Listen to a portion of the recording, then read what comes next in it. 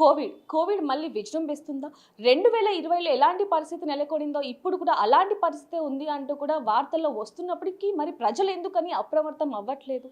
ఇప్పుడు ఉంటున్న మరణానికి కేవలం ప్రజలే కారణమా? లేకపోతే కోవిడా అనే ఇలా ఎన్నో విషయాలకి సమాధానం చెప్పడానికి ఇప్పుడు మనతో పాటు ఇంటర్నేషనల్ పల్మనాలజిస్ట్ డాక్టర్ వ్యాకరణం నాగేశ్వరరావు గారు మనతో ఉన్నారు. ఆయనతో మాట్లాడి మరిన్ని వివరాలు కూడా తెలుసుకుందాం. నమస్తే సార్. నమస్కారం అండి. చూడొచ్చు మళ్ళీ అంటే మనం 6 నెలలకు ఒకసారి ఇలా అవేర్నెస్ పెంచడానికి ఎన్నో వీడియోలు చేస్తున్నాం. కానీ ప్రజలు మాత్రం అసలు ఎటువంటి స్పందన లేకుండా పరిస్థితి. అంటే 2020లో ఎలాంటి పరిస్థితి నెలకొనిందో అలాంటి పరిస్థితి మళ్ళీ ఇప్పుడు వస్తుంది అంటూ కూడా కొన్ని వార్తలు వస్తున్నాయి. అసలు ప్రజలు మాత్రం నిమ్మకు నీరెత్తినట్టుగా అసలు పట్టించుకోని పరిస్థితి. అసలు ఎందుకంటారు ముఖ్యంగా? అది మీరు అన్నది చాలా వాస్తవం అండి. 2020, 2021లో విలయతాండవం చూసాం మనం. కోవిడ్ లాస్ట్ టైం వచ్చినప్పుడు 2 పరిణామాలు మనం చూసాం ఒక వైద్యుల్లాగా. ఒకటి, కోవిడ్ మరణాలు పెరగడం జరిగింది. రెండోది, కోవిడ్ మరణాలు లేకుండా ఎవరైతే ఉన్నారో అంటే ఇబ్బందులు మరణం వరకు పోకుండా చక్కగా అదృష్టంగా బయటపడ్డారో వాళ్ళల్లో లాంగ్ కోవిడ్ అనేది చూసాం. అంటే లాంగ్ కోవిడ్ అంటే ఏమిటి? కోవిడ్ ఒక్కసారి ఎంటర్ అయిన తర్వాత తన విషాన్ని శరీరంలో వదిలిపెడుతుంది. అంటే కోవిడ్ వైరస్ ఒక్కసారి సోకితే స్పైక్ ప్రోటీన్ అనే విషం బాడీలో ఉండిపోతుంది. ఈ స్పైక్ ప్రోటీన్ వల్లనే అన్ని అనర్థాలు. చాలామంది నా దగ్గర కూడా వచ్చి అంటారు, కోవిడ్ ఏముందండి, నేను 2 రోజుల్లో కోలుకున్నా, 3 రోజుల్లో కోలుకున్నా అని. వాస్తవంగా కోలుకోవచ్చు కాక, కానీ మీరు అడిగిన దానికి సూటిగా సమాధానం చెప్తే, పాము కాటేసిన తర్వాత పాము అక్కడే ఉండదు, వెళ్ళిపోతుంది. అంతేనా? భయపడకుండా వెళ్ళిపోవచ్చా మనం? కాదు. పాము కాటేసింది అంటే అది అక్కడ ఉండాల్సిన అవసరం లేదు, ఆ విషయం లోపల పోయింది అని అర్థం. అలాగే ఒక్కసారి కోవిడ్ ఇన్ఫెక్షన్ కనుక సోకినట్టయితే మీ స్పైక్ ప్రోటీన్ లెవెల్స్ లోపల ఏదైతే వెళ్ళాయో అవి గుండె మీద కానీ, మూత్రపిండాల మీద కానీ, మెదడు మీద కానీ, కాలేయం మీద కానీ, లేదంటే ఊపిరితిత్తుల్లో లాస్ట్ టైం మనం చూసాం, ఊపిరితిత్తుల్లో ఐసీయూలో పడుకొని క్రిటికల్ కేర్లో ట్రీట్మెంట్ తీసుకొని నానా కష్టాలు పడి బతికిన వారు ఉన్నారు, పోయిన వారు ఉన్నారు. అలాంటి పరిస్థితులు ఇప్పుడు వస్తున్నాయా అంటే ఖచ్చితంగా అలాంటి పరిస్థితులే డెవలప్ అవుతాయి.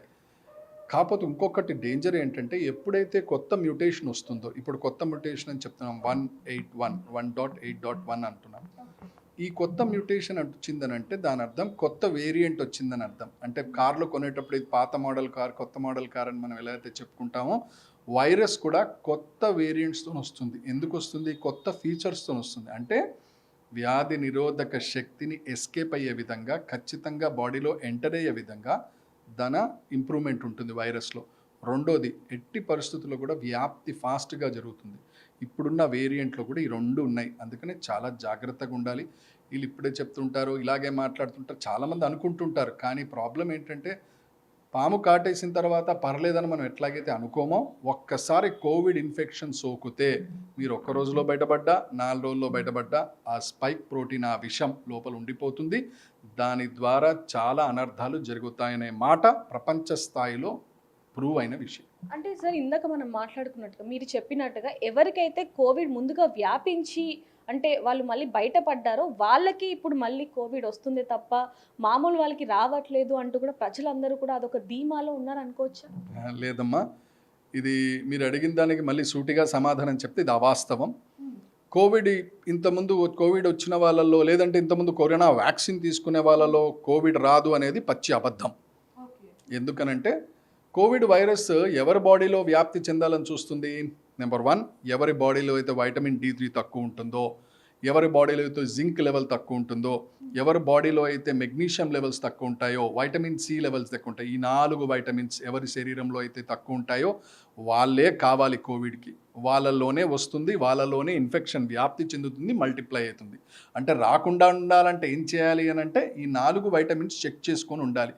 70% జనాభా రోడ్డు మీద పోతూ ఆపి 100 మందికి కనుక మనం చెక్ చేస్తే 70% జనాభాకి ఈ వాల్యూస్ నేను ఏదైతే చెప్పానో చాలా లోగా ఉన్నాయి. అంటే దాని అర్థం 60 to 70% పీపుల్కి వ్యాధి సోకే అవకాశం ఉంటుంది. అంటే మనం 2020లో చూసుకుంటే ఎండాకాలంలో ఈ కోవిడ్ అనేది ముందుగా ప్రవేశించడం జరిగింది మన దేశంలోకి, మన రాష్ట్రంలోకి. మరి ఇప్పుడు వర్షాకాలం అంటే ఇప్పుడు కోవిడ్కి ఎలాంటి లక్షణాలు అయితే ఉన్నాయో వర్షంలో తడిచినా లేకపోతే ఆ వాతావరణం పడకపోయినా అవే లక్షణాలు అనేవి వస్తున్నాయి. మరి ఇప్పుడు కోవిడ్ అనేది త్వరగా వ్యాపించే అవకాశాలు ఎక్కువగా ఉన్నాయి. మరి ఎలాంటి జాగ్రత్తలు తీసుకోవాలి? ఇప్పుడు గణతంత్ర దినోత్సవం అంటే ఈరోజు రావాలి, స్వతంత్ర దినోత్సవం అంటే ఈరోజే రావాలి అని మనం ఏదైతే పుస్తకాల్లో రాసుకుంటామో అలా కోవిడ్కి రూల్ ఉండదండి. ఎందుకనంటే ఇంతకుముందు మీరు అన్నది వాస్తవం, సమ్మర్లో పెట్టరేగుతునే అవకాశం ఉంటుంది. కానీ ప్రతిసారి సమ్మర్లోనే రావాలని లేదు, అది మ్యూటేషన్స్ జరుగుతుంది. నేను చెప్పాను ఇంతకుముందు, అది కొత్త వేరియంట్గా వస్తుంది. ఈ వేరియంట్ ఎందుకు వస్తుంది? ఎవరైతే అశ్రద్ధ చేసి ఉంటారో, ఎవరైతే వ్యాధి నిరోధక శక్తి తక్కువ ఉంటుందో, ఎవరైతే క్యాన్సర్ ట్రీట్మెంట్ తీసుకుంటారో, ఎవరిలో అయితే ఇమ్యూనోసప్రెసెంట్ ఉంటుందో వారి శరీరంలో అది పోయిన తర్వాత అది స్లీపర్ సెల్స్ లాగా మారి సంవత్సరాల కొద్దీ అక్కడ ఉండి కొత్త వేరియంట్గా మారి రూపాంతరం చెంది మళ్ళీ మ్యూటేషన్ అయ్యి బయటికి వస్తుంది. అది బయటికి వచ్చింది అని అంటే అప్రమత్తంగా ఎక్కువగా ఉండాలి, జాగ్రత్తగా ఉండాలి అని అర్థం. అది బయటికి వచ్చాక ఎలాంటి లక్షణాలు ఉంటాయి అంటారు? కేవలం కోవిడ్ లానే ఉంటుందా లేకపోతే ఇంకేమైనా లక్షణాలు? లక్షణాలకు వచ్చేసరికి సేమ్ సిమ్టమ్స్ ఉంటాయండి. మ్యూటేషన్లో జరిగి దానికి లక్షణాలు ఏముంటాయంటే ఫాస్ట్గా వ్యాప్తి చెందుతుందని ఇంతకుముందు చెప్పాం. ఒక్కసారి వ్యాప్తి చెందితే వ్యాధి నిరోధక శక్తిని అది మాస్క్ చేసి వెళ్ళిపోతుంది అని ఇంతకుముందు చెప్పాం. బ్రహ్మాస్ మిసైల్ భారతదేశం నుంచి పాకిస్తాన్ మీద వేస్తే రేడార్లో దొరకలేదు బ్రహ్మాస్ అన్నారు. అలా వైరస్ వ్యాప్తి చెందుతుంది. సో సిమ్టమ్స్ ఒకటే ఉంటాయి, జ్వరం రావడము, గొంతులో కరకర అనిపించడము, ఒళ్ళు నొప్పులు రావడము, టెంపరేచర్ కంట్రోల్ కాకపోవడము, కొద్దిగా లంగ్ ఇన్ఫెక్షన్స్ రావడము, ఇవన్నీ కూడా మనం చూస్తున్నాం. సో కోవిడ్ లేదు అని అంటే మనం సరిగ్గా చూడట్లేదు అని అర్థం. కోవిడ్ లేదు అంటే కోవిడ్ ఇన్ఫెక్షన్ లేదని, అది ఎక్కడికి పోదు, మన దగ్గరే ఉంది. ఇంతకుముందు కూడా మన దగ్గరే ఉంది. మీరు 2020 నుంచి ఒకటే మాట చెప్తున్నారు, అంటే కోవిడ్ వెళ్ళిపోదు, మనతో పాటే సహజీవనం చేస్తుంది అని ఎప్పుడైతే మీరు చెప్పారో ఇప్పుడు అదే విధంగా జరుగుతుందని చెప్పొచ్చు. అదే అవునండి. When we 3 years back 4 years back మనం ఇదే టీవీ ఇంటర్వ్యూలో మాట్లాడుకున్నప్పుడు యాజ్ అన్ ఇమ్యునాలజిస్ట్గా, ఒక ఎలర్జిస్ట్గా దీన్ని నేను చాలా క్షుణ్ణంగా చదివినప్పుడు ఇది వచ్చింది కొన్ని కారణాల వల్ల. It's a synthetic virus. ఇది వచ్చిందే కొన్ని వ్యాధి నిరోధక శక్తిని సర్వనాశనం చేసి వ్యాధి పెట్టరేగించేసి మనిషిని క్షీణింపజేయడానికి వచ్చింది. ఆ వివరాల్లోకి వెళ్ళాం. కానీ అది ఏం చేస్తుందని మనం మాట్లాడుకున్నప్పుడు ఒక్కసారి అది పోయింది అని అంటే దాని అర్థం మళ్ళీ కొత్త మ్యూటేషన్తో వస్తుంది అని అర్థం. అదే జరిగింది ఇప్పుడు. సో ఎంతవరకు ఈ మ్యూటేషన్ ఎఫెక్ట్ ఉంటుంది? మనం చెప్పారు 24 గంటల్లో దాదాపు 7 మంది 8 మంది చనిపోయినారు అని. That's not a small number. మన ఇంట్లో శోకం లేదని చెప్పి ఎక్కడ ఏమి ఇబ్బంది లేదని మనం అనుకోకూడదు. ఆ వరద నీరు మన ఇంటి వరకు వచ్చేంత వరకు మనం ఆగకుండా జాగ్రత్తలు తీసుకోవాలనేది బుద్ధున్నవాడు చేయవలసిన పని. సో ఖచ్చితంగా నేను ప్రిపేర్డ్నెస్ గురించి చెప్పారు. కోవిడ్ ప్రిపేర్డ్నెస్ అంటే ఏమిటి? ప్రతిసారి ముఖ్యమంత్రి గారు చెప్పరు జాగ్రత్తగా ఉండాలని, ప్రతిసారి ప్రధానమంత్రి గారు చెప్పరు జాగ్రత్తగా ఉండాలని. ఒక సగటు భారతీయుడు తన పెళ్ళాం బిడ్డల్ని జాగ్రత్తగా ఉంచుకోవాల్సిన బాధ్యత ఇంట్లో ఉన్న పెద్దవాళ్ళది ఉంటుంది. సో ఇంట్లో ఉన్న పెద్దవాళ్ళది వైటమిన్ D3 ఎలా ఉంది, జింక్ ఎలా ఉంది, కాల్షియం ఎలా ఉంది, మెగ్నీషియం ఎలా ఉంది, వైటమిన్ C ఎలా ఉంది చెక్ చేయించుకోవాలి ఇమ్మీడియట్గా. అసలు గవర్నమెంట్ ఒక ప్రోగ్రామ్ పెట్టి ఆశా వర్కర్స్తో పెట్టించి కోవిడ్ ఉందా లేదా కాదు, అసలు ఈ వైటమిన్ లెవెల్స్ ఎలా ఉన్నాయి భారతదేశంలో చూస్తే, ఇది ఒక ప్రోగ్రామ్గా చేస్తే ఖచ్చితంగా మనం దీన్ని ఎదుర్కోవచ్చు. దెబ్బ పడకుండా మనం అందరం సురక్షితంగా ఉండే అవకాశం ఉంటుంది. అంటే మీరు ఇందాక చెప్పడం జరిగింది మీ దగ్గర కూడా కోవిడ్ పేషెంట్స్ వస్తున్నారు అనేది. మరి వాళ్ళు అంటే మొదటిగా అంటున్న ప్రశ్న ఏంటంటే?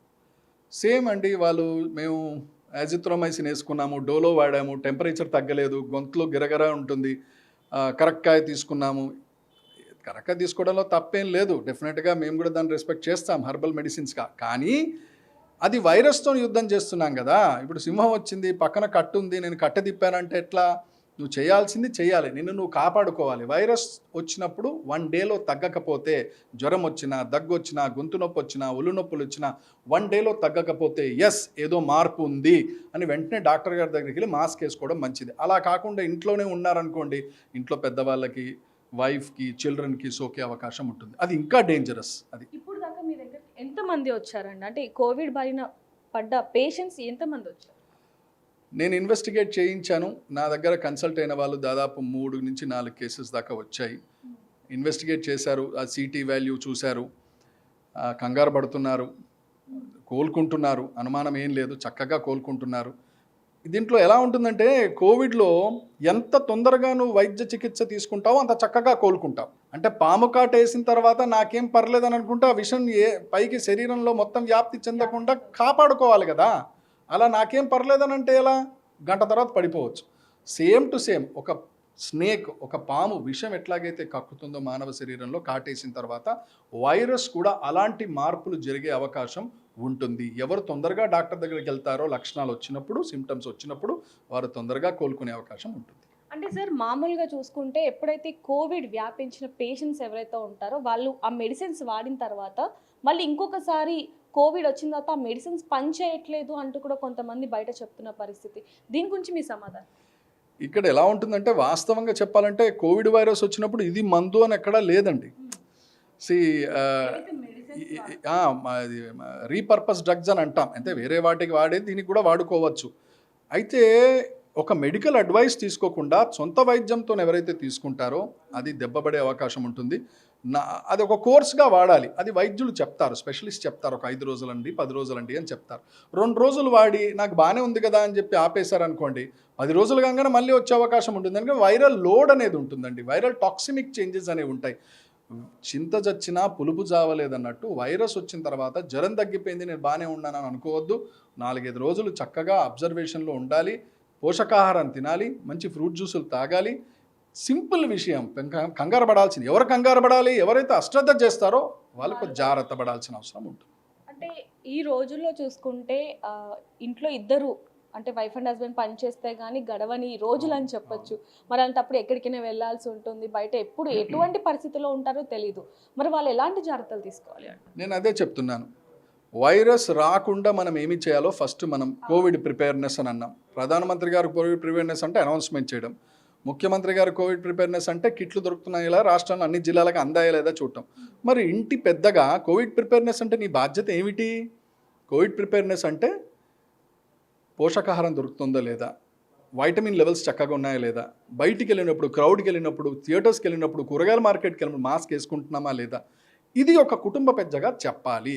ఇది ఎవరైతే చేస్తారో ఆ కుటుంబం చక్కగా కాపాడబడుతుంది. మనం ఎంత అవేర్నెస్ చేస్తున్నా కూడా ప్రజలు మాత్రం మనం చూడొచ్చు ఇప్పుడు కూడా బయట మార్కెట్స్లో మాల్స్లో చూసుకుంటే ఒక మాస్క్ ఉండట్లేదు, అజాగ్రత్తగా వెళ్తున్న పరిస్థితి. మళ్ళీ రాబోయే రోజుల్లో ఎటువంటి పరిస్థితి ఉంటుందో కూడా తెలియని ఒక క్వశ్చన్ మార్క్గా మారిందని చెప్పచ్చు.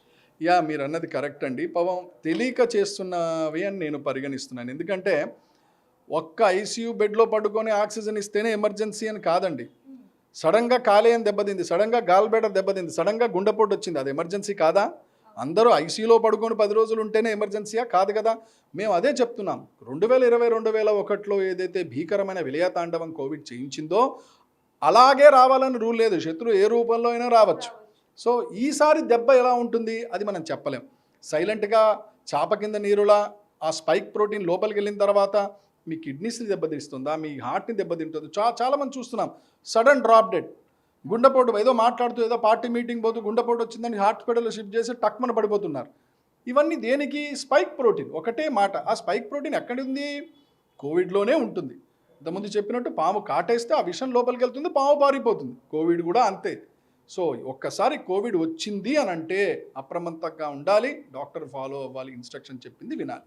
మీరు చెప్పింది అయితే నిజమే అని చెప్పొచ్చు సార్. ఎందుకంటే మనం గతంలో చూసాం కోవిడ్ తరువాత చాలా అకాల మరణాలు చూసాం మనం. సడన్గా కింద పడిపోవడం, చిన్నపిల్లల దగ్గర నుంచి పెద్దవాళ్ళ వరకు గుండెపోటు రావడం. అంటే ఒకనొక సమయంలో గుండెపోటు అనేది పెద్దవాళ్ళకే వస్తుంది అనుకునే వాళ్ళం, కానీ ఇప్పుడు 5వ తరగతి పిల్లల దగ్గర నుంచి పెద్దవాళ్ళ వరకు వస్తుంది.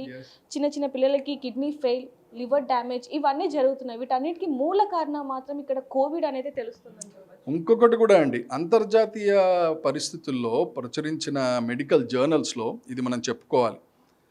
ఎవరైతే కోవిడ్ బారిన పడ్డారో తల్లులు ప్రెగ్నెంట్గా ఉన్నప్పుడు కోవిడ్ వచ్చిందో వారికి పుట్టబోయే పిల్లలకు కూడా ఆ స్పైక్ ప్రోటీన్ చేంజెస్ వస్తున్నాయిట. అంటే న్యూలీ బార్న్, ఒకవేళ తల్లి గర్భంలో ఉంది, ఆమె కోవిడ్ సోకింది అనుకోండి, వారికి పుట్టబోయే పిల్లలకు కూడా వచ్చే అవకాశం ఉందని అధ్యయనాలు చెప్తున్నాయి. ఎస్, ఇది ట్రాన్స్మిట్ అవుతుంది, ఇది ఆ బ్యారియర్ని దాటుతుంది అని అంటున్నాం. అది వ్యాక్సినేషన్లో కూడా ఇదే మార్పు జరుగుతుంది అని అంతర్జాతీయంగా ఏదైతే ఇంటర్నేషనల్ వ్యాక్సిన్స్ ఏవైతే ఉన్నాయో, మోడర్నా కానీ, ఫైజర్ కానీ, ఆస్ట్రాజెనికా కానీ, ఇలాంటి వ్యాక్సిన్ మీద జరిగిన పరిశోధనలో కూడా అది చెప్తున్నారు. తల్లి వ్యాక్సిన్ తీసుకుంటే పుట్టబోయే పిల్లలు కూడా ఈ కోవిడ్ మార్పులతోని జెనెటిక్ చేంజెస్తోని పుట్టే అవకాశం ఉంటుంది. అయితే ఇప్పుడు ప్రస్తుతానికైతే ఎవ్వరు కూడా అవేర్నెస్లో అయితే లేరని చెప్పొచ్చు సార్. మరి వాళ్ళందరికీ మీరు ఏం చెప్తారు చివరిగా? ప్రజలందరికీ ఒకటే, మీ అందరి శ్రేయోభిలాషిగా అందరూ చక్కగా ఉండాలని కోరుకునే వాళ్ళ వైద్యుల్లాగా ఇల్లంతా తగలబడిన తర్వాత ఏం చేయాలని నెత్తి మీద చేతులు పెట్టుకొని ఉండకండి. అప్రమత్తంగా ఉండండి. కుటుంబాన్ని కాపాడుకోండి. చిన్న విషయమే ఇది స్టార్టింగ్‌లో. వదిలిపెడితే పెద్దగా అవుతుంది. పాము చిన్నదైనా విషం గట్టిదే ఉంటుంది. అందుకనే ప్లీజ్ బీ క్లియర్. కోవిడ్ రాకుండా కాపాడుకోండి ఫస్ట్ పాయింట్. వచ్చిందని అంటారా, డాక్టర్ సలహాలు తీసుకోండి. లాంగ్ టర్మ్ కాంప్లికేషన్స్ రాకుండా దగ్గరుండి మీరు చూసుకోవాల్సిన బాధ్యత అట్ సిటిజన్ లెవెల్లో బాధ్యత, ఒక పౌరుడి లెవెల్లో ఏం చేయాలి? క్రికెట్ స్కోర్ లాగా ఎంతమంది పోయారు, ఎంతమందికి వచ్చింది అది మనకు అవసరం లేదు. వచ్చింది అని చెప్పారు, అప్పుడు మనం జాగ్రత్త పడాల్సిన అవసరం ఉంటుంది. పిల్లం బిడ్డల్ని జాగ్రత్తగా చూసుకోండి. Vitamin D, zinc, magnesium, calcium, vitamin C, మళ్ళీ చెప్తున్నాను, ఇది ఇమ్మీడియట్గా టెస్ట్ చేయించుకోండి. తక్కువ ఉంటే ఖచ్చితంగా డాక్టర్ దగ్గరికి వెళ్ళండి, దగ్గరలో ఉన్న డాక్టర్ని. ఈ వైటమిన్స్ కనుక చక్కగా ఉన్నాయనుకోండి, ఎంత ఉన్నా కూడా తొందరగా ఆ టాక్సిన్ మనకి ఎక్కకుండా మనం బయటపడే అవకాశం ఉంటుంది. సో చూడొచ్చు, అంటే కోవిడ్ అనేది మనతో పాటే ఉంది, అది ఎప్పటికీ అంతం అవ్వదు అనేది మాత్రం అర్థమవుతుందని చెప్పొచ్చు. ఏదైనప్పటికీ జనాలు మాత్రం త్వరగా ఇప్పటికైనా సరే అవేర్నెస్ తెచ్చుకొని అతి జాగ్రత్తగా ఉండాలి. ఇంటిల్లి పాది కూడా సురక్షితంగా ఉండాలి అంటే కొంచెం జాగ్రత్త, పరిశుభ్రత అనేది కూడా ఉండాలి అనేది మాత్రం తెలుస్తుందని చెప్పొచ్చు. మరిన్ని వివరాల కోసం చూస్తూనే ఉండండి బిగ్ టీవీ. కెమెరామ్యాన్ హరీష్తో రిపోర్టర్ దేవిక, హైదరాబాద్.